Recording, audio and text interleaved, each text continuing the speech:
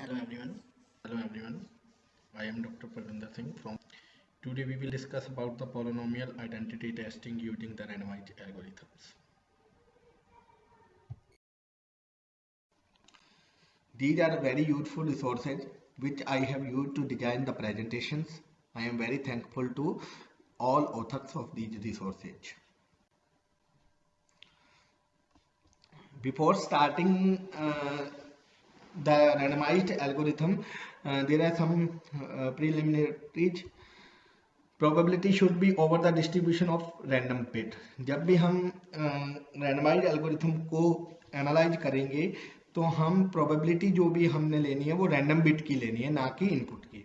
The probability is not over the input distribution. तो जो भी प्रोबेबिलिटी होगी जिसके बेस पे हम उस एल्गोरिथम को एनालाइज करेंगे वो किस पे डिपेंड, किसकी होगी, रैंडम बिट्स की, ना कि इनपुट की। For a random variable x PRx equal to A denotes that probability with which x take the value A। किसी रैंडम वेरिएबल x के लिए हम लिखेंगे PRx equal to A। इसका मीन्स क्या है कि जब ये वेरिएबल x A वैल्यू को लेगा तो उसके लिए इसकी प्रोबेबिलिटी क्या है। यदि किसी एल्गोरिथम में लिखा जाता है EX denotes the expectation value of random variable. EX का मीन्स क्या है कि हम एक्सपेक्टेशन वैल्यू की बात कर रहे हैं। तो जो भी हम आगे एल्गोरिथम्स पढ़ेंगे या नेक्स्ट आने वाले लेक्चर्स में पढ़ेंगे तो उसमें मैं इन टर्म्स को यूज करूंगा। Random variable, PRx equal to A, this type का मैथमेटिक्स इक्वेशन या EX कहीं लिखा जाएगा तो उसका मीन्स है एक्सपेक्टेशन वैल्यू। तो ये आपको एल्गोरिथम, रैंडमाइज एल्गोरिथम को समझने से पहले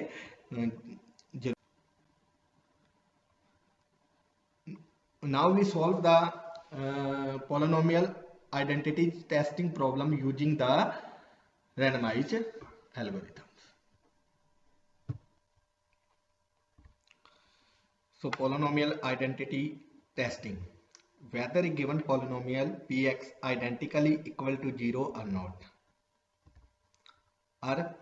or two given polynomial fx and gx identically equal to one another, like fx is identically equal to gx or not.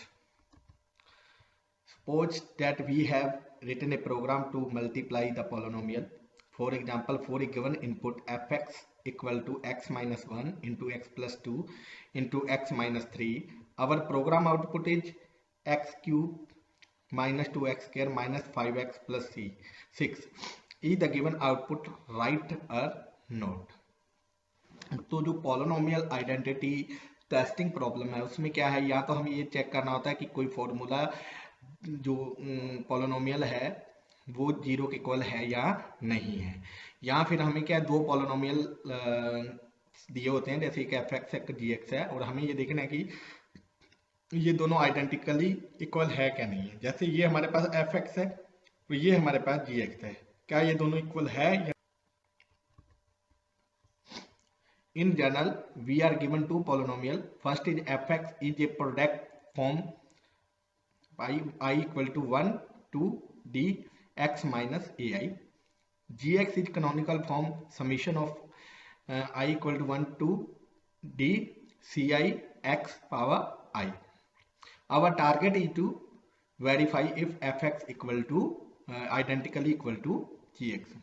तो हमारे पास फर्स्ट जो फॉर्मूला है fx है वो क्या है, प्रोडक्ट फॉर्म में दिया हुआ है, जैसे x minus A one into x minus A two into x minus A three into x minus A D. और जो दूसरा फॉर्मूला है वो कैनोनिकल फॉर्म में है जो dx है, जैसे c1 x1 plus c2 x square plus c3 x cube plus cd x d। तो अब जो हमारा टारगेट है वो हमें वेरीफाई करना है कि whether F X equal identically equal to ji X or not. तो first deterministic algorithm convert F X into a standard canonical form by repeatedly multiplying the ith monomial to the product of first i minus 1 monomials. तो पहला जो method है वो क्या है, deterministic algorithm है, जिसमें हम क्या करते हैं, जो हमारे पास प्रोडक्ट फॉर्म में जो एफ एक्स है उसको कैनोनिकल फॉर्म में बदलते हैं। उसके लिए हम क्या करते हैं कि उनको मल्टीप्लाई करते हैं। जो ith मोनोमियल है उसे जो फर्स्ट i-1 मोनोमियल्स का जो प्रोडक्ट है उसके साथ मल्टीप्लाई किया जाता है। Check if they are same, तो जो हमें आउटपुट मिलता है उनको चेक किया जाता है कि वो सेम है या नहीं है। If polynomial are degree d then it requires d square time complexity. Output is always correct. तो हमारे पास यदि polynomial d डिग्री के हैं तो हमें थीटा डी स्क्वायर टाइम की रिक्वायरमेंट होगी, टाइम कॉम्प्लेक्सिटी कितनी होगी, थीटा डी स्क्वायर होगी, और जो इसमें आउटपुट मिलेगा वो हमेशा करेक्ट होगा, वेदर वो दोनों फॉर्मूला इक्वल है या नहीं है, ये बिल्कुल correct answer. Now we discuss about the randomised algorithm. This is Monte Carlo algorithm to solve the identity testing polynomial identity testing problem. Let d be the maximum degree of fx or gx. तो d क्या है, maximum degree है fx की या gx की. Pick an integer r uniformly at random from the set s1 2 into 100 into d. तो हमें एक इंटीजर r को रेंडमली पिक करना है एक सेट में से, वो सेट क्या है 1 से लेके जो उसकी डिग्री है उसका 100 मल्टीप्लाई तक. कंप्यूट fr एंड gr, उसके बाद fr और gr को वैल्यूएट करना है. If fr equal to gr conclude fx identically equal to gx, otherwise conclude fx not identically equal to gx. तो ये हमारा रैंडमाइज्ड एल्गोरिथम था जिसमें हमें क्या करना है, सबसे पहले fx या gx में से ये देखना है कि डिग्री मैक्सिमम डिग्री क्या है, तो वो हमें फाइंड हुई d. उसके बाद हमारे पास एक इंटीजर का सेट है जो 1 2 3 से लेके 100 into d तक होगा. इस सेट में से हम एक इंटीजर नंबर r को यूनिफॉर्मली पिक करेंगे. उसके बाद fr और gr को कंप्यूट किया जाएगा. यदि fr इक्वल टू gr है तो हम कंक्लूड करते हैं कि fx आइडेंटिकली इक्वल टू है gx, और अदरवाइज वो इक्वल आइडेंटिकली इक्वल नहीं है. One can use the Horner's method to evaluate the fr and gr in theta d time. तो fr और gr को हम कैलकुलेट करते हैं और इसे कैलकुलेट करने में जो टाइम लगता है वो कितना है, थीटा डी टाइम कॉम्प्लेक्सिटी का है. तो मीन्स जो रैंडमाइज्ड एल्गोरिथम है वो in compare to deterministic algorithm best case running time है, उनकी जो टाइम कॉम्प्लेक्सिटी है वो कम है.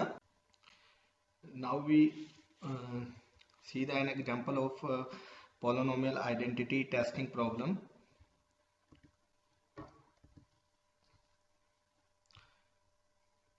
Let's assume fx equal to x minus 1 x plus 2 into x minus 3. तो हमारे पास जो fx है वो प्रोडक्ट फॉर्म में दिया है, and gx equal to x cube minus 2x square minus 5x plus 6. तो जो gx है वो कैनोनिकल स्टैंडर्ड फॉर्म में है. Here the maximum degree of fx or gx is 3. तो यहाँ जो फॉर्मूला है उसमें मैक्सिमम डिग्री क्या है, 3 है. Therefore pick an integer r uniformly at random from the set 1 to 300. Let assume r equal to 5. अब हमें एक इंटीजर नंबर r को यूनिफॉर्मली रैंडमली चूज करना है इस सेट में से, जो कि है 1 2 और डिग्री 3 है तो 300 तक. Let's assume r equal to 5. हमने r को क्या लिया है, 5 लिया है.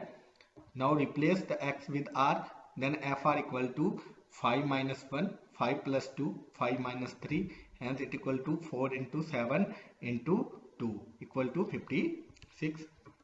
Similarly gr equal to 5 cube minus 2 into 5 square minus 5 into 5 plus 6, then gr equal to 56.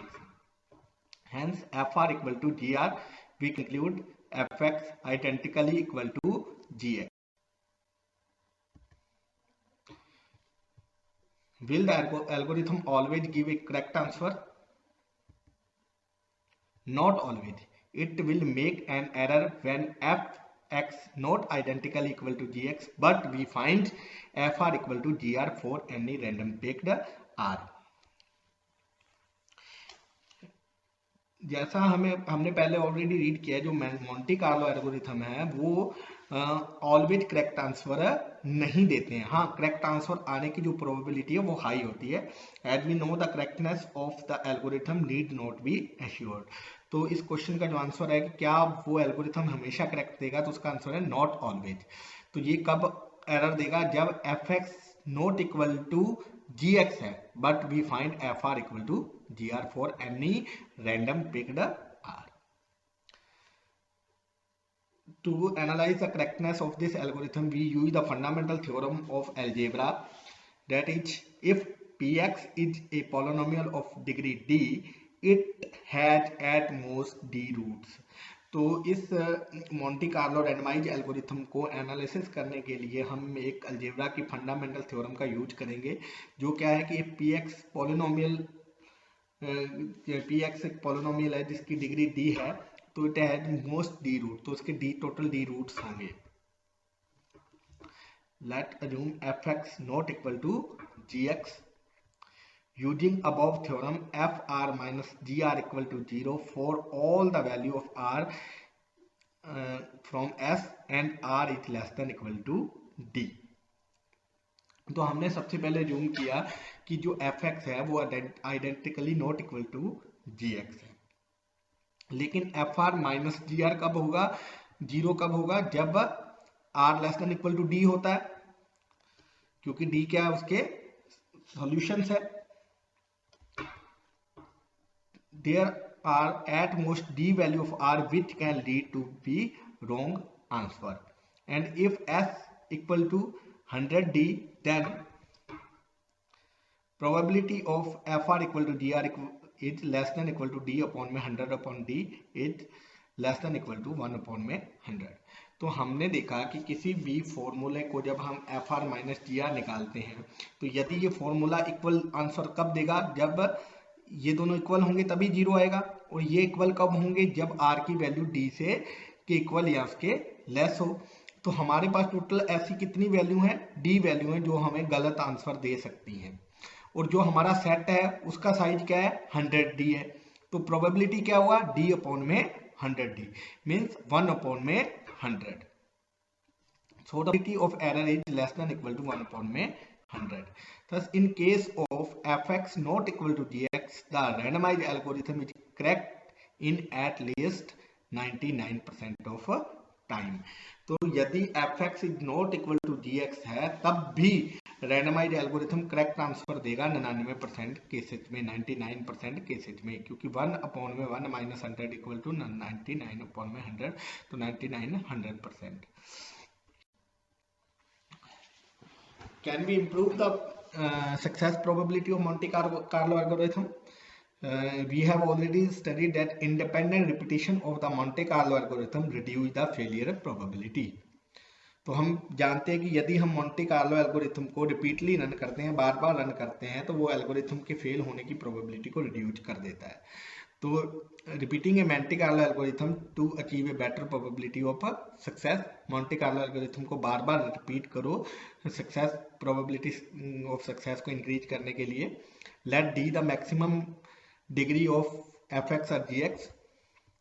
Pick two integer value r1 and r2 uniformly at random from the set S1 to 100D.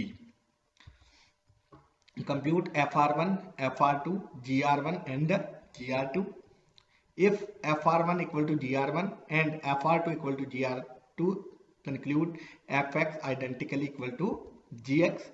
Otherwise conclude fx is not equal to gx। तो Monte Carlo algorithm की success probability को बढ़ाने के लिए हम उसे क्या करते हैं? बार बार रिपीट करते हैं। तो जो हमने प्रीवियस एल्गोरिथम पढ़ा था उसमें हमने क्या किया था कि हमने सिर्फ एक रैंडम वेरिएबल चूज किया था, सिर्फ एक रैंडम वैल्यू चूज की थी, इंटीजर वैल्यू चूज की थी। यहाँ हमने दो इंटीजर वैल्यू चूज किया, r1 और r2, किसमें से? सेट S में से। और उसके बाद हमने fr1, fr2, gr1 and gr2 इनको चारों को कंप्यूट किया। यदि fr1 इक्वल टू gr1 है और fr2 इक्वल टू gr2 है, तो इसका मीन्स क्या हुआ कि fx आइडेंटिकली इक्वल टू है gx के। यदि इन दोनों में से कोई भी या दोनों फेल हो गए, तो इसका मतलब क्या है कि fx is not equal. Now the analysis of correctness. Let assume fx not equal to gx. If we run two independent trial, then probability fr equal to gr in both trial equal to probability fr1 equal to gr1 into probability of fr2 equal to gr2 is less than equal to 1 upon 100 into 1 upon 100 is equal less than equal to 1 upon 100 square. क्योंकि जब हम correctness को देख रहे हैं, हमने देखा कि हमने मोंटे कार्लो एल्गोरिथम को 2 बार रिपीट किया है और दोनों इंडिपेंडेंट है, तो ओवरऑल जो प्रोबेबिलिटी है वो first time repeat into second time, first time जब आपने एल्गोरिथम रन किया उसकी प्रोबेबिलिटी इनटू सेकंड टाइम जब आपने रन किया उसकी प्रोबेबिलिटी, जैसे हमने पिछले एग्जांपल में पढ़ा था वो आती है 1 अपॉन में 100 इंटू 1 अपॉन में 100 is less than equal to 1 upon में 100 square. Boosting is the standard technique for achieving the desired probability with Monte Carlo algorithm. Thus, in case fx equal to gx, the randomized algorithm is correct in at least 1 minus 1 upon 100 square equal to 99.99% of time. यदि हम हमारे randomise algorithm को 2 बार independently repeat करते हैं तो हमारी जो success probability है वो 99.99% होगी। Conclusion. One idea to improve the success rate is to run the algorithm multiple times, say k time, so that it concludes fx identically equal to gx. If all the r's we picked in these k different runs will satisfy fr equal to gr.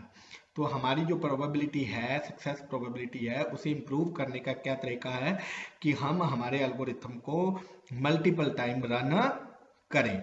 जैसे कि हमने के time run किया तो अगर सभी time F R equal to G R है तो हम कंक्लूड करेंगे कि F X identically equal to है G X. Otherwise this is unlikely to happen if F x not equal to ji x.